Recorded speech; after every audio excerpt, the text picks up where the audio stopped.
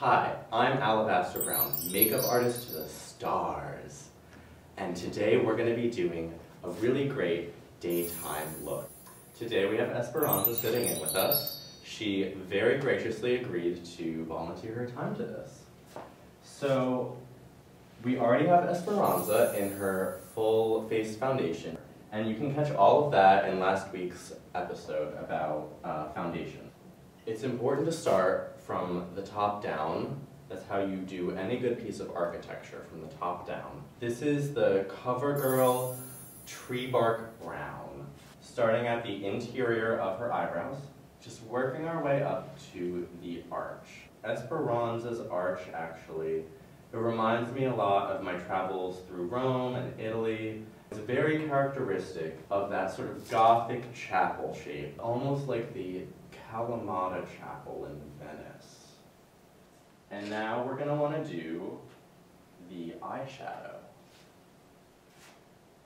So we're starting out with a nice taupe, and then we're going to move on to a deeper purple because, you know, it's a daytime look and it's very bright out, so you want to combat some of that brightness with a deep purple. You know, don't worry about any sort of eyeshadow that falls on the lower face. That's easily fixed with just a little bit more foundation. And make sure you really get into the crease. So now it's finally time for the liner, and we're going to be using tattoo liner, which I don't see why you wouldn't already have your eyes tattooed with your liner.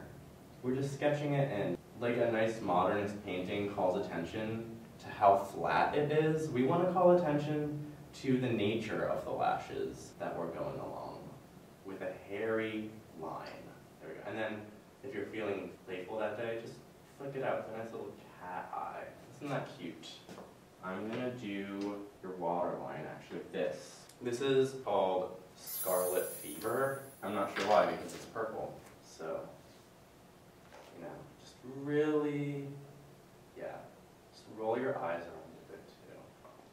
There we go. Perfect. Now, a true lady would probably do false lashes, and preferably mink or sable. None of those synthetics that you get at the drugstore, that's not appropriate.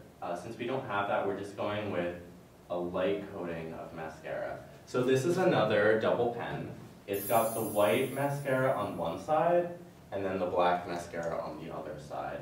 It's just really great at building up the volume of the lashes. For the daytime look, do about 4 coats of the white, just so that you really build up a nice subtle layer. And if it gets a little bit clumpy, that's honestly not a problem, because once you apply the 2 coats of black, your eyelashes will be a solid disc, and any sort of clumps and errors that you've managed to create will all be forgiven. We'll be finishing the look with CoverGirl Tarantula Lash, and it's infused with minerals from the Dead Sea Scrolls.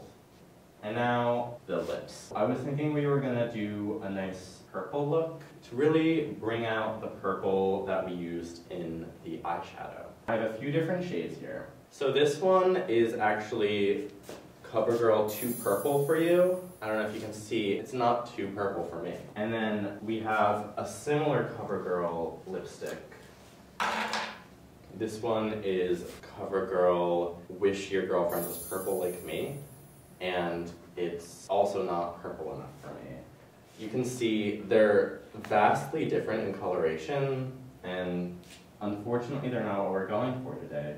Instead, we're going to go for Kate Moss's Purple Addict.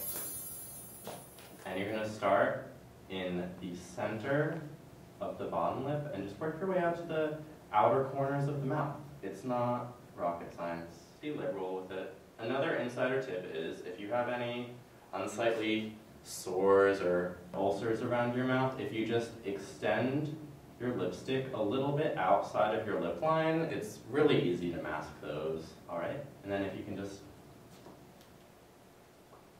great. And now for our finishing touch for this look, it's a special secret touch.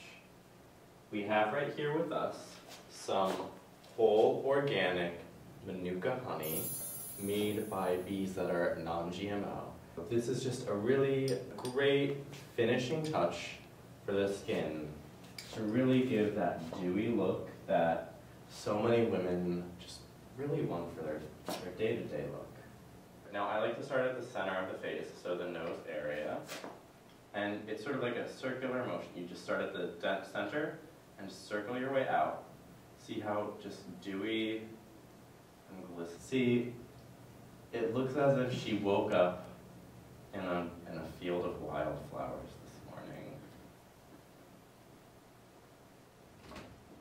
If you get it on the lips, it really gives it that glossy look, and it continues to blur out any sort of unevenness when you use your lipstick. And it's edible, so it's a treat for your face and your stomach. I personally only do the lower half of the face, just because the way that the human eye works, it works its way up your face, and then once it reaches the arches of your chapel, it stops. So there's no need for covering the top of the face with the honey. And so thank you so much for joining me today. I hope that you've gotten a lot out of this look. And just remember, say less with more. I'm Alabaster Brown. See you next time.